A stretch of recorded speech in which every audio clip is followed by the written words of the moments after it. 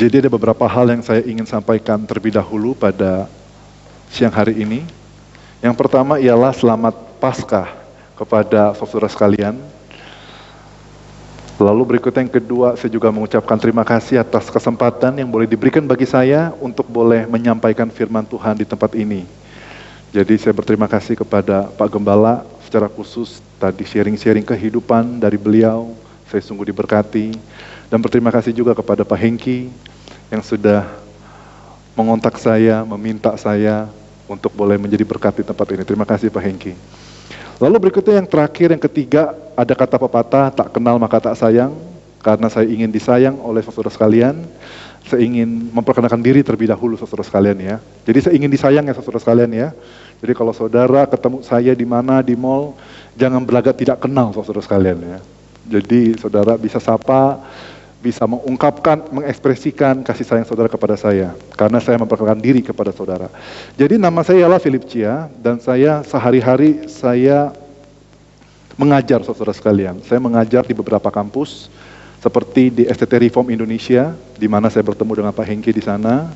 Saya juga mengajar di STT Injil Indonesia. Jadi kalau saudara sering buka YouTube, di situ ada salah seorang apologet yang bernama Efra Soru. Kalau saudara tahu Efra Soru, saya yang menguji disertasi beliau. Jadi saya di FTII juga, selain di STT Reform, FTII, lalu berikutnya yang ketiga, saya juga mengajar di FTT Battle The Way, tempatnya Pak Niko.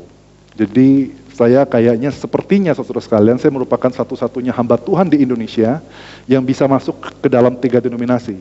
Denominasi Reform, Injili, dan Karismatik, Pentakosta. Tiga-tiganya saudara sekalian. Lalu berikutnya saya juga mengajar di FTT Moria dan FTT Presbyterian yang ada di Tangerang. Di samping saya mengajar, saya juga terlibat di dalam penerjemahan Alkitab.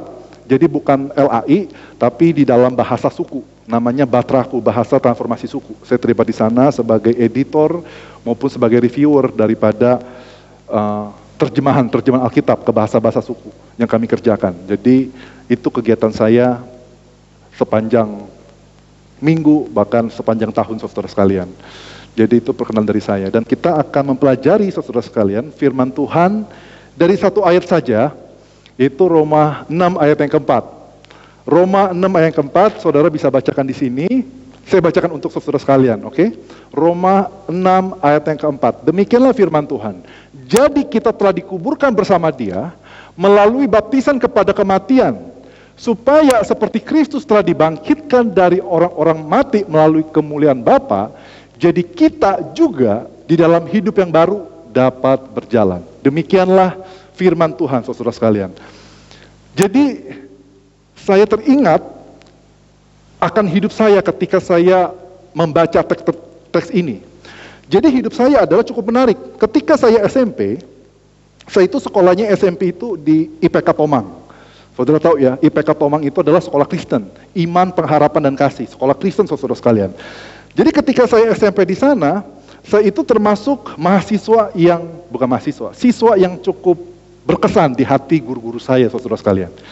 Berkesannya di mana? Karena saya ternyata, baru kemarin saya khotbah di IPK BSD, hari Jumat, ternyata berkesannya itu berkesan sekali saudara sekalian. Sampai guru-guru saya mengatakan ketika ada satu guru foto saya ketika saya khotbah dan masukkan ke dalam grup guru-guru, mereka berkesan. Berkesannya apa? Saya benci sekali dengan anak ini. Saya terluka dengan anak ini. Anak ini sangat kurang ajar.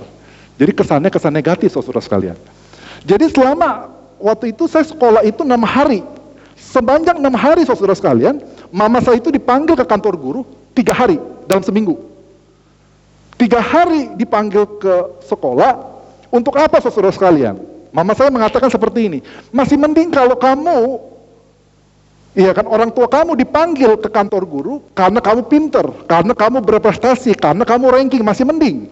Tapi mama dipanggil terus ke kantor guru karena kamu itu nakalnya minta ampun. Nakalnya minta ampun.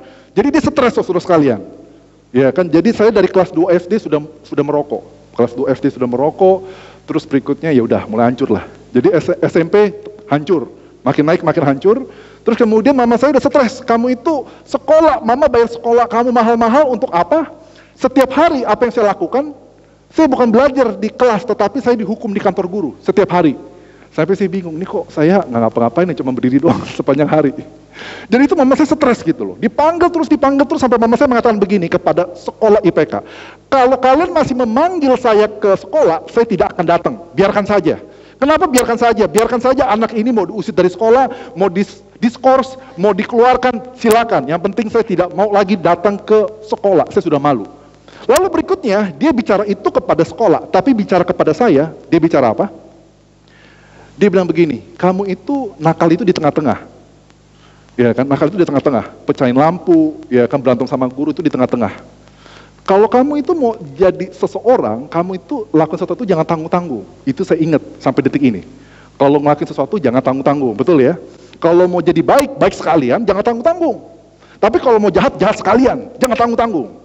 Dan saya mikir, kalau saya jadi orang jahat, berarti saya harus bunuh orang, betul kan? Masuk penjara. Dan saya udah mikir begitu, berarti saya harus bawa pisau ke sekolah. Memang betul. Dari SMP saya udah bawa pisau. Saya sudah hancur, saudara sekalian. Jadi saya ikutin mama saya. Jadi karena gini, kenapa saya ikutin mama saya jadi orang jahat? Karena saya mencoba jadi orang baik. Apakah saya bisa jadi orang baik? Nggak bisa, saudara sekalian. Dulu saya punya banyak dosa, seperti dosa judi, seperti dosa rokok. Semua dosa saya sudah lakukan. Yang salah satu yang cukup menyedihkan mama saya adalah dosa saya itu adalah mulut saya itu nggak bisa dijaga. Jadi saya kata-katain teman-teman saya, bukan hanya kata teman-teman saya, tetapi saya juga mengatakan apa? Mama saya, bayangkan saya kata-katain mama saya pakai kata-kata kotor. Mama saya mengatakan begini, kalau kamu berani kata-katain mama yang lahirin kamu, yang besarin kamu, yang rawat kamu, kamu berani sama mama, kenapa kamu nggak berani sama guru kamu? Betul kan? Ternyata benar, saudara sekalian. Saking blow-onnya saya menganggap nasihat mama saya ini sebagai kata-kata mendukung untuk ngata-ngatain guru-guru saya. Jadi benar, saya katain guru-guru saya dan saya itu nggak bisa berhenti. Mulut saya nggak bisa berhenti. Dan saya bilang waktu itu, Tuhan bantu saya untuk berhenti kata-kata kotor ini. Jadi dulu saudara sekalian, saya hitungin dulu, setiap 10 menit sekali saya minimal ada satu kata kotor keluar dari mulut saya. Minimal 10 menit sekali muncul. Tetapi ketika saya mencoba jadi anak baik saudara sekalian, apa yang terjadi? Ketika saya mencoba menjadi anak baik, ternyata tidak sampai 1 menit keluar sekali. Lebih cepat saudara sekalian. Lebih banyak malahan. Dan kosakata saya semakin luas. Dan saya bingung, Tuhan bagaimana? Saya mau berubah tetapi saya tidak bisa berubah. Ini menarik. Padahal saudara sekalian, saya dari hari Senin sampai hari Sabtu, saya sekolah di sekolah Kristen. Sekolah IPK, Iman Pengharapan dan Kasih. Dan ketika saya di hari Minggu, saya datang ke sekolah Minggu. Saya sekolah Minggunya di mana? GKJMB atau GKY. Jadi dari hari Senin sampai Senin lagi, saya ketemu Tuhan. Saya tahu tentang kekristenan, saya tahu tentang ajaran yang benar, saya tahu tentang Yesus, saya tahu tentang hidup kudus, tetapi saya tidak bisa berdaya atas dosa saya tidak bisa berdaya atas keinginan saya tidak bisa berdaya atas kehendak saya yang jahat itu, saya tidak bisa berdaya. Yang menariknya adalah saudara sekalian, saya bukan hanya di sekolah Kristen, saya bukan hanya datang ke gereja, tetapi saya juga anak pendeta. Saudara ketawa ya, memang nih. Biasanya memang anak pendeta ngaco-ngaco. Dan papa saya itu pendeta Davicia. Jadi pendeta Davicia itu terkenal dulu dengan pengusiran setan. Jadi makanya guru-guru saya termasuk mama saya mengatakan begini, papa kamu mengusir setan, setannya nggak keluar, masuknya ke kamu begitu kan. Jadi kamu itu sebagai anak setan gitu kan, papa kamu pengusir setan, kamunya terima setan. Jadi benar, ini benar, kisah nyata. Dan saya mencoba sekali lagi menjadi anak baik, jadi anak baik nggak bisa. Sampai saya benar-benar hilang, waktu SMA saya jadi ateis, dan itu sampai saya benar-benar itu, waktu itu saya sempat ribut dengan sekolah-sekolah negeri, dan teman-teman saya dari sekolah IPK, kabur semua, saya tinggal sendiri. Saya waktu itu mau dibunuh sama 40 orang dari sekolah negeri. Ada yang bawa pistol, ini kisah nyata, karena papanya punya pistol, dia ambil pistolnya, dia mau bunuh saya. Saya itu udah sampai hancur-hancurnya. Saya sudah jatuh ke dalam semua dosa, kecuali 2 dosa. Saya sudah hancur. Kenapa saya bisa hancur padahal saya anak pendeta? Kenapa saya bisa hancur padahal saya sekolah Kristen? Kenapa saya bisa hancur padahal saya datang terus ke gereja? Kenapa saudara sekalian? Nah ini dia. Kita akan mempelajari saudara sekalian. Kenapa saya bisa hancur? Karena saya adalah budak dosa. Saya tahu kebenaran, tapi saya tidak mampu melakukan kebenaran itu. Saya tahu bagaimana hidup yang baik, tetapi saya tidak mampu melakukan hidup yang baik. Saya tahu apa yang berkenan di hadapan Tuhan, tetapi saya tidak mampu melakukannya. Pernahkah saudara melakukan seperti ini? Saudara tahu ini sebaiknya seperti ini, tapi saudara tidak mampu. Saya waktu pulang ke Medan, saya ketemu sama seorang pasangan. Istrinya menangis di depan kami dan mengatakan, "Pak, tolong doakan saya." Kenapa? Karena suami saya udah terlibat dengan judi online. Uang kami semua sudah habis, padahal kami punya anak yang masih kecil, yang masih butuh biaya. Tetapi ketika saya nasihatin dia selalu marah dan marah dan marah. Bahkan dia menjadi lebih galak terhadap saya. "Tolong, Pak Pendeta, tolong bantu saya, bantu keluarga kami." Dan saya berkata kepada suaminya, orang Kristen. Saya bertanya, "Bapak kenapa seperti ini? Bapak tahu nggak Bapak menyakiti sang istri?" "Saya tahu." "Bapak tahu nggak Bapak salah?" "Saya tahu." "Bapak tahu nggak Bapak ini berdosa kepada Tuhan?" "Saya tahu." "Tapi kenapa Bapak tidak berubah?" "Saya tidak bisa." Itu namanya budak. Budak kita tahu apa yang salah, tapi kita tidak mampu melakukan apa yang benar. Budak adalah kita tidak punya kehendak bebas. Budak adalah kita tidak punya kemerdekaan. Budak itu adalah kita tidak punya kemenangan. Kenapa? Karena kita budak. Kita selalu ikut yang jelek. Karena apa? Karena jelek itu menjadi Tuhan kita. Kita selalu mengikuti dosa dan dosa. Mengapa? Karena dosa itu adalah Tuhan kita. Makanya kita menjadi budak dosa. Kita tidak bisa bebas, sama seperti saya. Saya nggak bisa bebas, padahal saya tahu yang benar. Tapi saya tidak mampu menahan mulut saya. Saya tidak mampu menahan keinginan saya. Saya tidak mampu menahan sikap saya. Kenapa? Karena saya adalah budak dosa. Mungkin saudara ada yang seperti ini. Datang ke gereja, tapi masih menyakiti hati sang istri. Datang ke gereja, tetapi kalau ngomelin anak, mulai kata-katanya kasar. Otak udang kamu. Kenapa saya tahu? Karena saya sering kata-katain. Jadi saya tahu itu kata-kata, ya saya dari kecil itu udah tahu kata-kata yang jahat itu saya sudah hafal di otaknya. Kenapa? Saya dikata-katain terus. Dan saya tahu begitu. Yang kata-katain itu siapa? Orang Kristen. Kenapa tidak bisa menjadi saksi, saudara sekalian? Justru menjadi kutuk. Ketika melihat orang ini, iman kita menjadi ciut. Ketika melihat orang ini, iman kita menjadi tertinggal. Ketika kita melihat orang ini, akhirnya kita menjadi sakit hati terhadap kekristenan. Kenapa? Karena orang ini masih menjadi budak dosa. Jangan-jangan bukan hanya orang ini, tetapi kita masih dari sini yang datang ke gereja ini. Mungkin masih ada jadi budak dosa. Terus bagaimana supaya kita bisa lepas dari budak dosa? Bagaimana supaya kita bisa memiliki kemerdekaan? Bagaimana supaya kita bisa menang? Yang pertama adalah dengan cara apa? Kita dibeli. Kita pindah tuan. Dari tuan kita ada dosa. Dari tuan kita adalah dunia. Dari tuan kita adalah iblis. Kita menjadi tuannya siapa? Yesus Kristus. Dengan cara apa, saudara sekalian? Dibeli. Dan saudara perhatikan, bagaimana cara dibelinya? Ayat 4a, itu punya 3 istilah. Yang sebetulnya semuanya senada. Betul ya? Istilah yang pertama adalah dibelinya dengan seperti apa? Dikuburkan. Yang kedua, baptisan. Yang ketiga apa? Kematian.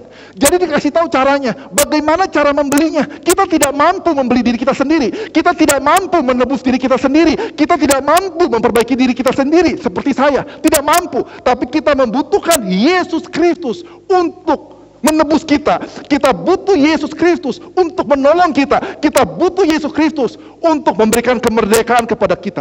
Maka kita bisa bebas. Yesus Kristus mati untuk kita. Yesus Kristus berkorban untuk kita. Dan bahkan Yesus Kristus dikuburkan bersama dengan kita. Kita butuh Yesus Kristus. Pembeliannya dengan cara apa? Kematian Kristus. Kita butuh kematian Kristus untuk bisa memberikan harapan kepada saudara dan saya. Kita butuh kematian Kristus untuk bisa membebaskan saudara dan saya. Kita butuh kematian Kristus supaya kita bisa menatap hari esok dengan lebih baik lagi. Dengan penuh harapan. Kita butuh kematian Kristus. Yang pertama caranya apa? Kematian Kristus. Lalu berikutnya yang kedua, bukan hanya caranya kematian Kristus. Tetapi yang berikutnya yang kedua adalah harganya. Harganya apa, saudara sekalian? Ini yang menarik. Kita telah dikuburkan bersama, ada kata apa, saudara sekalian? Ada apa? Dia. Saudara pikirkan tidak? Bagi saya ini sangat powerful. Mengapa sangat powerful? Bayangkan Yesus yang adalah raja di atas segala raja. Yesus yang adalah Tuhan di atas segala Tuhan. Yesus yang adalah penguasa di atas segala penguasa. Yesus adalah yang tidak berdosa sama sekali. Tapi dia mau hadir untuk kita. Dia mau lahir untuk kita. Dia mau hidup untuk kita. Bahkan dia mau mati untuk kita. Bukan hanya mati, tetapi apa? Dikuburkan bersama dengan kita. Saudara, saya mau tanya, saudara mau nggak ngumpul bersama dengan pengkhianat yang sudah menghancurkan keluarga saudara? Ada nih selingkuhan, iya kan? Ternyata selingkuhan suami saudara adalah apa? Teman dekat saudara. Ah, itu saya pernah ketemu waktu saya khotbah di Semarang, dikasih tahu, Pak, Bapak tahu nggak? Selingkuhan suami saya itu siapa? Sahabat saya. Jadi ketika mereka selingkuh, saya kehilangan suami saya kehilangan apa? Sahabat saya. Dan saudara mau nggak tetap masih bisa berkomunikasi, tetap masih bisa berteman, masih bisa bersahabat dengan selingkuhan ini, yang adalah sahabat saudara sendiri? Mau nggak? Berat ya. Kita sangat sulit untuk bisa bersama mengampuni, melayani orang yang sudah menyakiti hati kita, menghancurkan hidup kita. Tetapi di sini dikatakan apa? Yesus bukan hanya mau hidup bersama dengan kita, bahkan dia mau mati untuk kita, manusia yang durhaka. Dia bahkan bukan hanya mau mati, dia mau dikuburkan bersama dengan kita, manusia yang tidak ada harapan, manusia yang durhaka, manusia yang hilang. Tapi dia mau dikuburkan bersama dengan kita, karena apa? Dia sangat mengasihi saudara saya. Sekali lagi, saya tidak pernah melihat ada orang yang mengasihi saudara saya seperti Yesus. Nggak ada. Jadi kalau saudara merasa hidup saudara sendirian, saudara merasa hidup saudara itu penuh dengan kesesakan, dan saudara merasa hidup saudara tidak ada harapan, ingat Yesus. Karena tidak ada yang berkorban sebesar ini selain Yesus. Nggak ada. Dia mati untuk saudara. Ini jadi alasan pertama kenapa kita bisa bebas dari dosa, menang dari atas dosa. Pertama apa? Kematian Kristus, betul ya? Yang kedua, setelah kematian Kristus, ada dikatakan apa? Kebangkitan. Kebangkitan Kristus. Supaya seperti Kristus telah dibangkitkan dari orang-orang mati, dikatakan apa? Melalui apa saudara sekalian? Kemuliaan Bapa. Jadi saudara begini, ketika kita bisa bangkit dari kehidupan kita, ketika kita bisa menang atas dosa kita, ketika kita bisa bertahan di dalam kesesakan kita, itu sama sekali bukan karena kekuatan kita, itu sama sekali bukan karena kepintaran kita, itu sama sekali bukan karena kemuliaan kita, tetapi karena kemuliaan Bapa atas hidup kita. Jadi ketika kita bisa melihat keluarga kita dipulihkan, ketika kita bisa melihat anak-anak kita dipulihkan, bahkan hidup kita sendiri pun dipulihkan, kita sadar Tuhan itu bukan dari aku, tetapi itu dari Bapa. Saudara perhatikan ini. Tuhan bukan hanya membebaskan kita dari kematian Kristus pertama, betul ya? Itu yang pertama, kematian Kristus. Lalu berikutnya yang kedua, meningkat kepada apa? Kemuliaan Bapa. Bukan hanya Kristus, tapi kepada kemuliaan Bapa. Lalu berikutnya yang ketiga, kepada apa saudara sekalian? Kehidupan. Jadi kita juga dapat berjalan di dalam hidup yang baru. Ketika di dalam surat Roma, saudara perhatikan nggak? Kita bisa berjalan di dalam hidup yang baru. Itu biasanya kita berjalan dengan siapa saudara sekalian? Di dalam pengudusan kita, di dalam kehidupan kita. Kita berjalan dengan siapa? Ada saudara sekalian yang tahu? Kita berjalan dengan siapa? Roh Kudus, betul ya? Betul ya? Saudara, saya mau saudara ambil waktu sejenak memikirkan betapa dahsyatnya dosa kita dan betapa indahnya kehidupan kita. Saya mau tanya begini, kita punya Allah Tritunggal kan? Betul ya? Allah Tritunggal ya? Satu esensi dengan 3 pribadi berbeda, betul ya? Allah Tritunggal. Saudara bayangkan nggak? Ini luar biasa ya. Begitu besarnya dosa, begitu kuatnya dosa, dan begitu powerfulnya dosa, sampai, saudara sekalian, dengar baik-baik ini, sampai Allah Tritunggal, Allah Anak, Allah Bapa, Allah Roh Kudus harus berperan di dalam keselamatan kita. Kalau Allah Tritunggal semuanya tidak berperan dalam kehidupan kita, maka kita adalah makhluk cilaka. Ini dia. Jadi Yesus terlibatkan di dalam keselamatan kita. Dia terlibat melalui apa? Kematian, melalui kematian dan pengorbanan Allah Anak, yaitu Yesus Kristus untuk kita. Itu yang pertama. Yang kedua, cukup Allah Anak, cukup dengan kematian Kristus? Enggak. Tetapi apa? Dengan kebangkitan Kristus melalui apa? Kemuliaan Bapa. Jadi ada kemuliaan Bapa. Disinilah kemuliaan Bapa, kekuatan Bapa, keagungan Bapa, Allah Bapa terlibat di dalam keselamatan kita. Bukan hanya pengorbanan Yesus Kristus, tetapi kemuliaan Bapa. Lalu berikutnya yang ketiga, berhenti di sini? Enggak. Allah Tritunggal juga terlibat di dalam apa? Pengudusan. Supaya kita bisa menang melawan dosa. Jadi Allah Tritunggal terlibat di dalam keselamatan kita, terlibat di dalam kehidupan kita, terlibat di dalam keseharian kita untuk membuat saudara dan saya bisa menang atas dosa. Saudara bisa bayangkan nggak? Betapa sadisnya itu dosa. Sampai harus Allah Tritunggal melakukan semua. Allah Tritunggal melakukan semua, kita masih jatuh dalam dosa nggak saudara sekalian? Masih jatuh nggak? Masih kan? Kadang kita masih dalam dosa. Makanya tadi kita baca di dalam 1 Yohanes 1 ayat 9. Kalau kita mengaku dosa kita, maka Dia adalah setia dan adil. Saudara bisa bayangkan nggak? Allah Tritunggal sudah berperan saja, kita masih jatuh dalam dosa, masih bisa kalah, masih bisa kalah. Apalagi yang saudara tidak di dalam Kristus, apalagi yang saudara tidak mengalami kematian Kristus, apalagi yang saudara tidak mengalami kemuliaan Bapa, apalagi yang saudara tidak mengalami pengudusan Roh Kudus. Udah pasti apa? Udah pasti kalah. Udah pasti kalah, percaya sama saya. Karena saya ngalamin. Saya kurang apa coba? Di dalam gereja, saya dengar firman Tuhan. Di dalam sekolah, dengar firman Tuhan. Di dalam rumah, dengar firman Tuhan. Dari siapa? Papa saya sendiri. Kurang apa saya? Saya lahir dari keluarga hamba Tuhan. Kurang apa saya? Tetapi saya udah hancurnya minta ampun. Dan saya menarik saudara sekalian, ketika saya hancurnya minta ampun, waktu saya SMA 1, saya baru masuk sekolah, ini baru masuk SMA ya, 2 bulan. Saya sudah mau dikeluarkan dari sekolah saudara sekalian. Saya tercepat itu kalau dikeluarkan.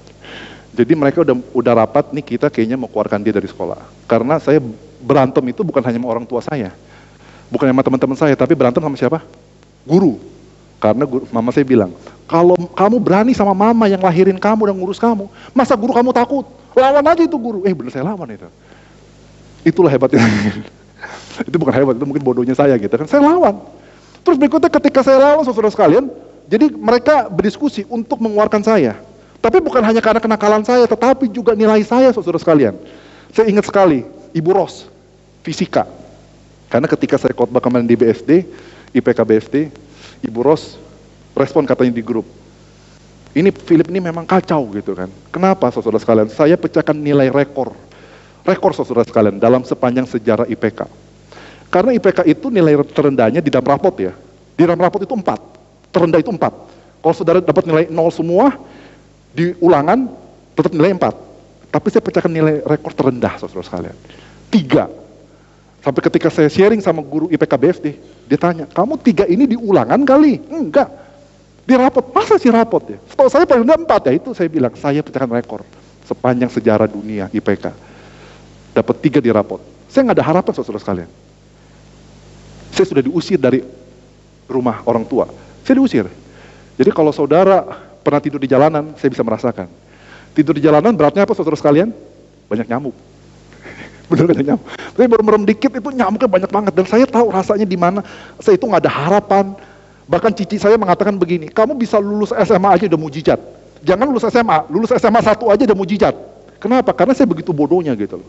Sampai saya mengatakan begini, Philip Chia memang tidak punya otak. Karena nilai saya rendah. Tapi minimal saya punya otot. Ototnya apa? Karena saya jago olahraga. Saya olahraga terbagus, basket, voli, bola, bagus saya. Tapi saya hanya punya otot, nggak punya otak. Saya hancur. Saya hancur saudara sekalian, nggak ada harapan. Guru-guru saya udah kepahitan, mama saya sudah kepahitan, saya sudah diusir dari rumah, teman-teman saya sudah meninggalkan saya. Kenapa? Karena saya mau dibunuh waktu itu kan. 40 orang, sumpah pada kabur. Dan saya sendirian. Mantan saya juga ninggalin saya. Coba kurang apa saya kan, nasib saya. Saya nggak ada harapan. Bener, saya nggak ada harapan. Saya tidur di jalanan. Tapi saudara sekalian, ini yang saya pengen kasih tahu kepada saudara. Di saat orang tua menyerah kepada saudara, di saat pasangan menyerah kepada saudara, di saat orang-orang yang saudara kasihi meninggalkan saudara, tapi Tuhan tidak pernah meninggalkan saudara. Tuhan tidak pernah menyerah terhadap saudara, dan Tuhan tidak pernah kecewa kepada saudara. Di tengah-tengah saya kesedihan seperti itu, Tuhan masih datang kepada saya. Tuhan masih menghampiri saya. Dan Tuhan bahkan mengatakan seperti ini, kamu mau lari kemana lagi? Semua udah pada meninggalkan kamu, kecuali aku. Dan di situ akhirnya saya bertobat saudara sekalian. Karena saya lihat, meskipun saya sudah hancur, meskipun saya sudah bodoh, meskipun saya sudah ditinggalkan oleh semuanya, tetapi Tuhan tidak pernah meninggalkan saya. Kematian Allah Anak, kemuliaan Allah Bapa, dan pengudusan daripada Allah Roh Kudus mendampingi saya dari mulai saya bertobat sampai sekarang. Sampai yang dulu cici saya mengatakan, kamu bisa lulus SMA, udah mujizat, betul ya? Saudara sekarang boleh cek di Google. Saya itu punya 2 doktor. Satu dari Indonesia, satu dari Amerika. Dan saya lulusan doktor tercepat, dan disertasi saya pecahkan nilai, disertasi saya itu pecahkan rekor di Amerika Serikat, karena disertasi saya hampir 1000 halaman. Saya nggak ada harapan, saudara sekalian. Tapi ketika saya bisa di sini, bisa punya gelar begitu banyak, itu karena Tuhan. Karena dulu cici saya bisa lulus SMA aja udah mujizat. Dan saya, saudara sekalian, waktu saya kecil, saya itu gagap. Saya nggak bisa ngomong. Bahkan sampai saya dibully. Dibully, saudara sekalian. Karena setiap kali kita dulu berdoa di IPK minta kita berdoa ya, mulai kelas, minta kita berdoa, memimpin di dalam doa dan bentuk dalam doa. Dan ketika saya berdoa, kata pertama kita mendoakan pakai kata apa? Tuhan atau Allah. Baik Tuhan ataupun Allah, saya setengah mati, saudara sekalian. Mau ngomong Tuhan, hanya nggak keluar-keluar gitu loh, gitu kan. Sampai keringetan gitu loh, saudara. Terus mau ngomong Allah, nggak bisa juga, gitu. Saya nggak bisa ngomong.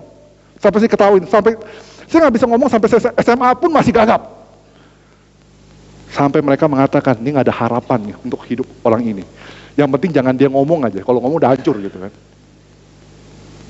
Tapi saudara sekalian, ketika saya bisa ada di sini, bisa berkhotbah, bahkan tadi semua mengatakan khotbah saya cepat ya. Kenapa? Itu karena anugerah Tuhan, saya bisa bicara dengan lancar, saya bisa bicara tanpa gagap, saya bisa berkhotbah tanpa ada halangan. Itu karena Tuhan. Dan dulu ketika saya nggak bisa lepas dari kata-kata kotor, saya tidak bisa lepas daripada judi, saya tidak bisa lepas daripada rokok, saya tidak bisa lepas daripada dosa-dosa yang mengikat saya sebagai budak, saya tidak bisa lepas. Tetapi di dalam Tuhan, sekarang saya bisa mengalami kemenangan. Di dalam Tuhan, saya bisa mengalami pengharapan yang baru. Di dalam Tuhan, saya bisa mengalami hidup yang baru. Di dalam Tuhan. Jadi saya ingin mengatakan kepada saudara saya, kalau Tuhan mampu mengubahkan saya seperti ini, maka Tuhan yang sama mampu mengubah hidup saudara dan keluarga saudara. Mari kita sama-sama kita tundukkan kepala, kita berdoa. Tuhan Bapa kami yang bertata di panjang surga, kami mengucap syukur jikalau di dalam keselamatan kami